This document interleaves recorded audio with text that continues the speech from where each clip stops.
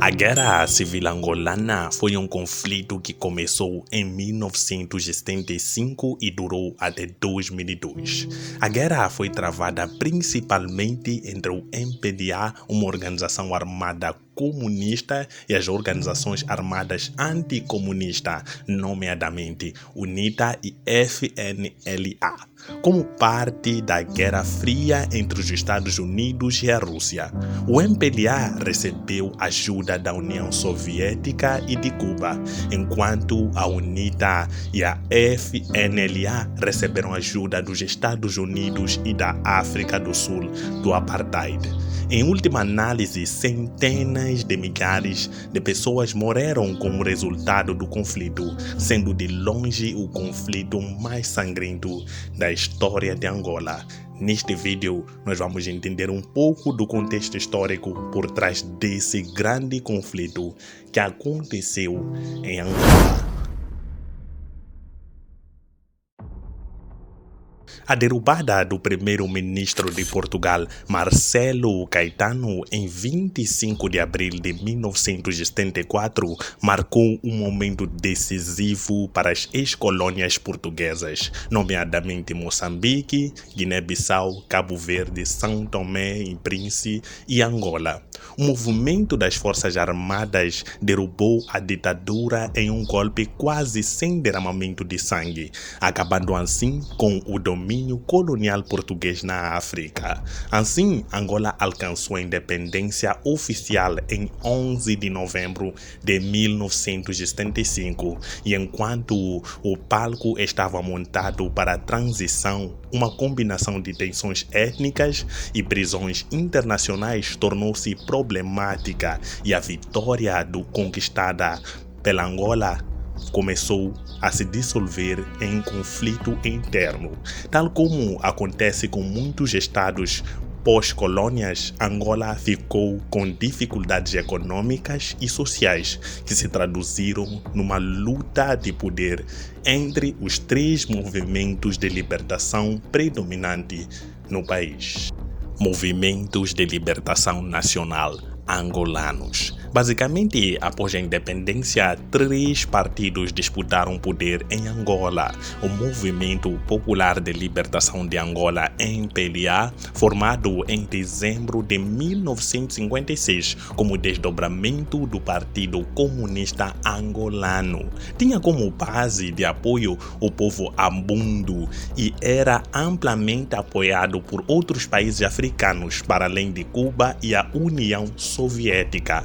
Para além do MPLA, também tinha-se a Frente de Libertação Nacional de Angola, FNLA, fundada em 1962, teve raízes no povo Bakongo e apoiou fortemente a restauração e defesa do Império Congo, acabando por evoluir para um movimento nacionalista apoiado pelo governo do Zaire e inicialmente pelo Partido Popular da China. E por fim, e não menos importante, nós temos o povo Ovibundo, que formou a base da União Nacional para a Independência Total de Angola, conhecida como UNITA, que foi criada em 1966 e fundada por um proeminente ex-líder do FNLA, Jonas Savimbi.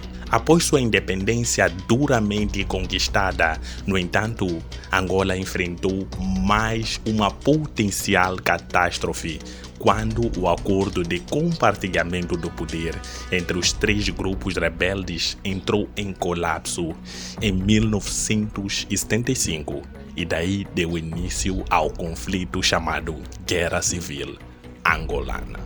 Um breve relato do conflito. Após a retirada portuguesa de Angola, o MPLA, apoiado por cubanos e soviéticos, garantiu o controle de Luanda, a capital de Angola, e se declarou o novo governo de Angola independente. A reforçar a sua posição foi o fato de ter recebido apoio e reconhecimento de vários outros países africanos. Em 1969, a Organização para a Unidade da África, OUA, referiu-se ao MPLA como o único partido verdadeiramente representativo de Angola, e em 1976 o MPLA foi formalmente reconhecido pela OUA como o governo legítimo de Angola independente.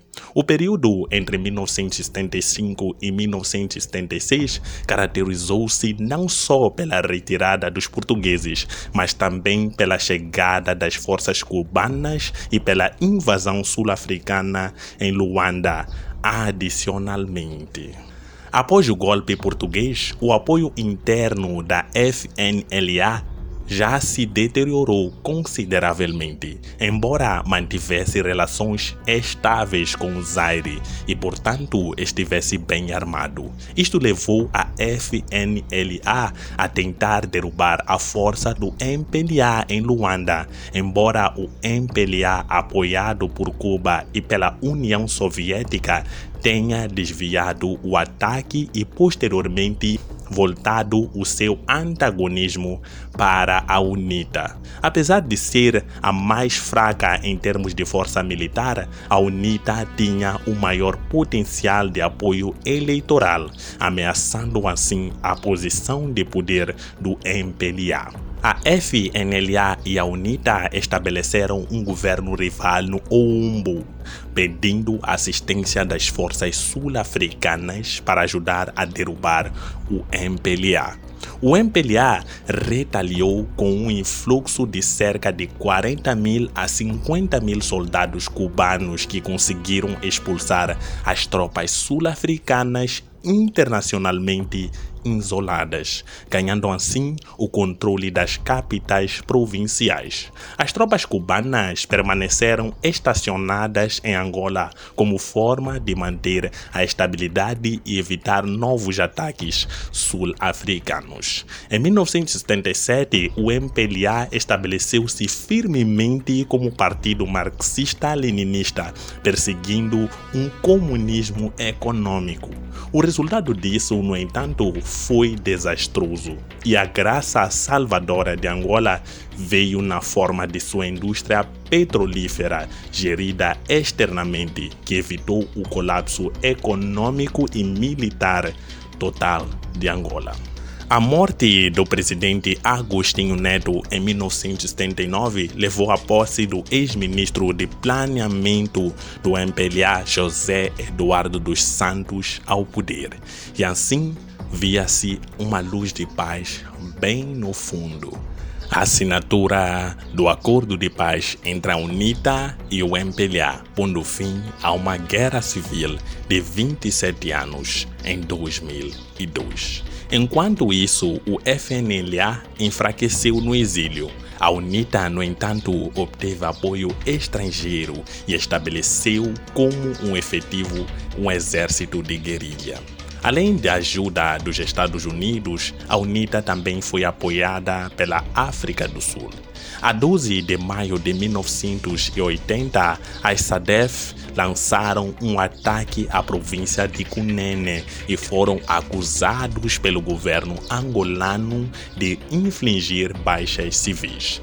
9 dias depois, as SADF voltaram a lançar um ataque, desta vez no Kwambu Kabungu, incorrendo em ameaças de retaliação militar por parte do governo angolano. Desconsiderando esses avisos, a SADF empreendeu uma invasão em grande escala através das duas províncias invadidas em 7 de julho, erradicando a sede do Comando Operacional SWAPO da Namíbia no processo.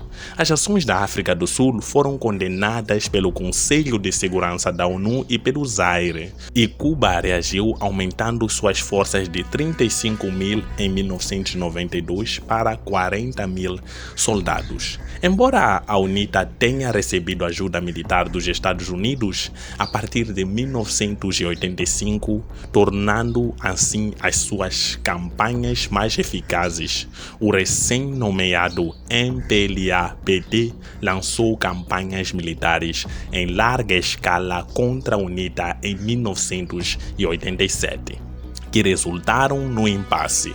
Uma vez que nenhum dos lados conseguiu ganhar o poder superior, SADCs nessa fase ainda mandadas para proteger e apoiar a UNITA interviram no ataque e detiveram o avanço das forças de Angola e dos seus aliados cubanos, resultando no impasse temporário.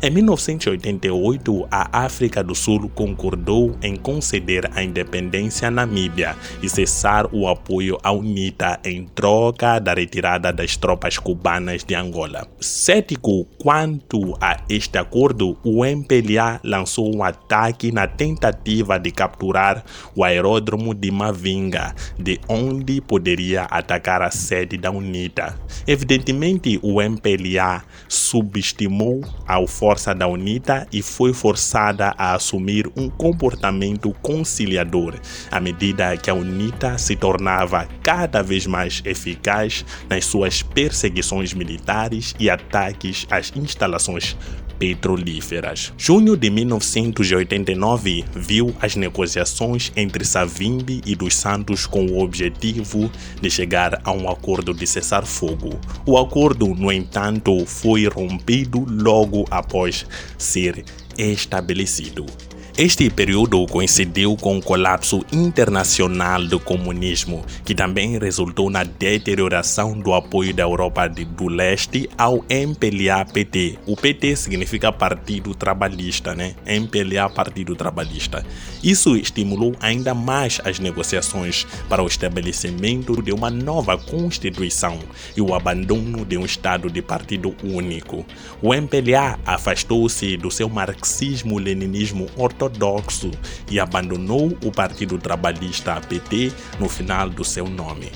Após uma eleição livre e justa em que o MPLA recebeu a maioria dos votos, a UNITA acusou o partido dirigente de fraude eleitoral e retomou a guerra civil. Representantes da UNITA em Luanda foram massacrados no que se especula ter sido uma revolta apoiada pelo governo. Em 1992, a UNITA havia conquistado o controle de cerca de 2/3 do país, incluindo minas de diamantes ricas em recursos usados para financiar a guerra. Os combates continuaram à medida que o governo do MPLA ganhava cada vez mais apoio e reconhecimento internacional dos Estados Unidos, do Reino Unido e da África do Sul. A pressão aumentou para que a UNITA e o governo chegassem a uma solução pacífica, mas a UNITA não estava a cumprir. Incorreu em sanções da ONU depois que quebrou um acordo de cessar-fogo. Em 20 de novembro de 1994, o acordo de Lusaka foi assinado por ambas as partes na tentativa de chegar a um compromisso. A UNITA cessaria todos os combates e, em troca, seria incorporada ao governo. O acordo foi complicado por tensões contínuas agravadas pela recusa de Savimbi em 1997 de comparecer à cerimônia em que os membros da UNITA se juntariam ao governo do MPLA. A agravar os problemas foi o colapso do regime na República Democrática do Congo, onde a UNITA apoiou o governo devido a antigos laços, enquanto o governo do MPLA apoiou a facção rebelde liderada por Laurent Kabila. As tensões contínuas eventualmente levaram à expulsão dos delegados da UNITA do governo. O assassinato de Savimbi em 22 de fevereiro de 2002 acabou levando às negociações entre a UNITA e o MPLA, resultando em um acordo de paz em abril de 2002 e pondo um fim a uma guerra civil de 27 anos. É assim como nós terminamos essa longa maratona para entender um pouco do contexto da Guerra Civil angolana. O que achou do vídeo? Qualquer erro que encontrar, por favor, coloque nos comentários.